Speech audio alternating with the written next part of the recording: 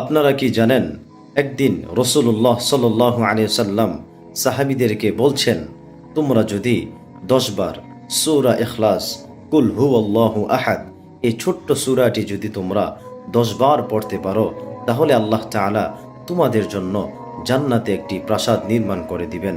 সুবহানাল্লাহি ওয়া বিহামদি।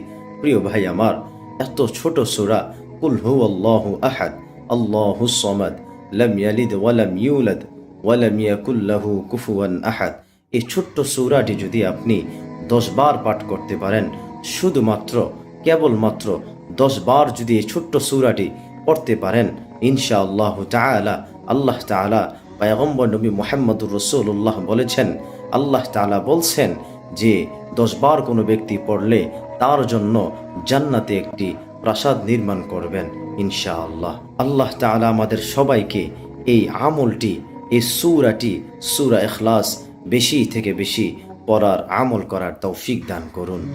আমিন।